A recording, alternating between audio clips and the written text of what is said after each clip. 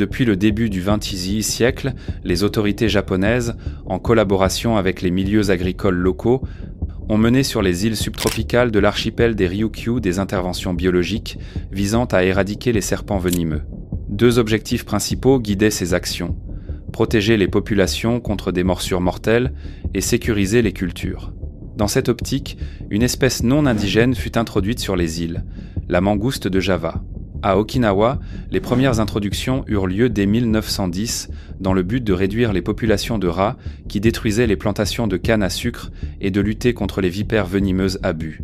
Des décennies plus tard, en 1979, une opération similaire fut répétée sur l'île d'Amami, Oshima. Les résultats se révélèrent toutefois presque à l'opposé de ceux escomptés.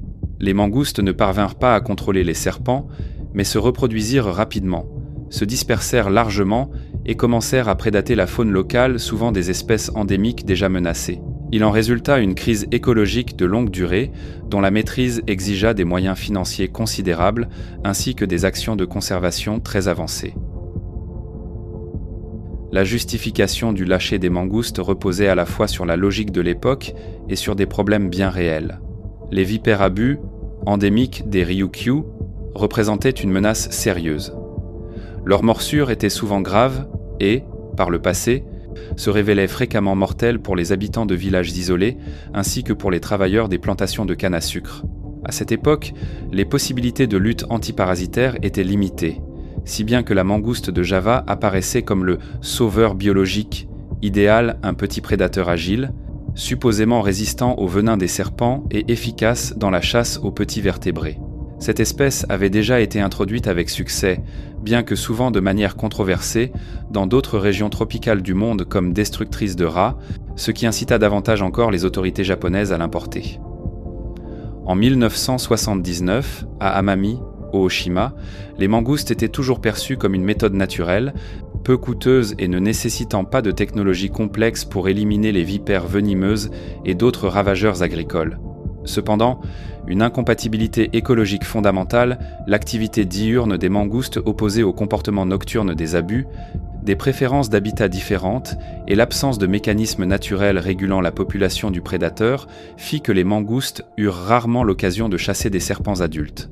Les mangoustes sont actives le jour et adaptées à la capture de petits vertébrés, d'œufs et de petits reptiles dans des espaces ouverts.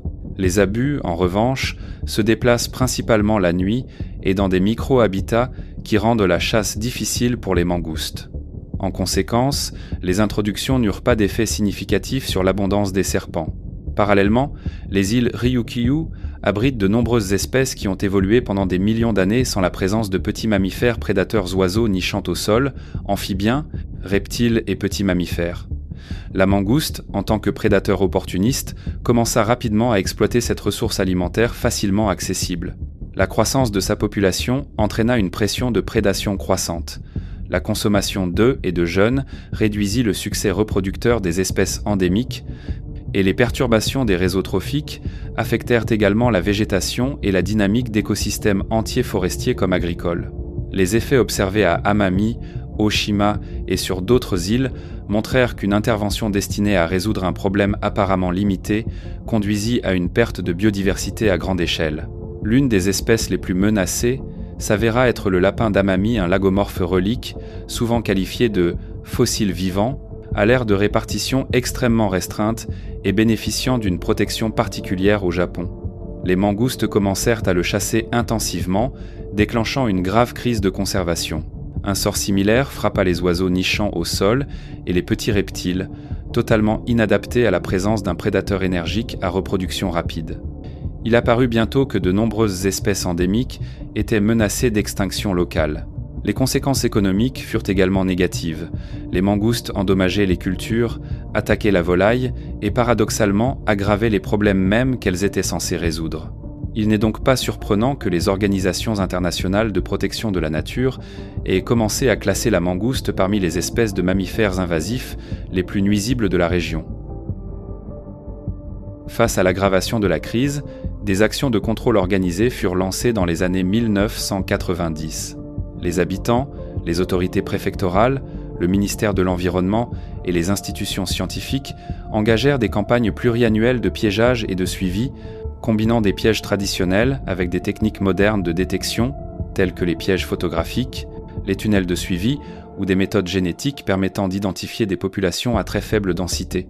Des efforts particulièrement intensifs furent menés à Amami, Oshima, où des équipes spécialisées communément appelées Mongoose Busters installèrent des réseaux de pièges, conduisirent des opérations de recherche nocturne et utilisèrent des modèles statistiques pour estimer la taille des populations. Cette campagne devint l'un des programmes d'éradication de carnivores invasifs les plus exigeants de l'histoire du Japon. Au fil des années, des dizaines de milliers d'individus furent capturés. À la charnière des Ixions et XXIe siècle, les experts conclurent qu'un simple contrôle des populations ne suffirait pas et qu'une éradication totale de l'espèce serait nécessaire. À partir de l'an 2000, des programmes systématiques furent donc mis en place pour éliminer la mangouste d'Amami, Oshima ainsi que de certaines zones d'Okinawa. Il comprenait non seulement un piégeage intensif, mais aussi un suivi post-éradication rigoureux, une modélisation mathématique avancée et une large implication des communautés locales. Avec le temps, tant le financement que l'efficacité des méthodes employées furent renforcées. Progressivement, ces actions se transformèrent en l'un des plus vastes projets de conservation du Japon, symbolisant à la fois l'ampleur de l'erreur initiale et la détermination à la réparer. Après de nombreuses années de travail, le ministère de l'Environnement annonça que la mangouste avait été éradiquée avec succès à Amami, Oshima. Ce succès fut confirmé à la fois par des observations de longue durée, au cours desquelles aucun nouvel individu ne fut détecté, et par des modèles statistiques indiquant une probabilité extrêmement faible d'une présence résiduelle cachée. Selon les rapports, au pic de la campagne, le nombre de mangoustes capturées dépassa 30 000, et les coûts du programme atteignirent des millions de yens.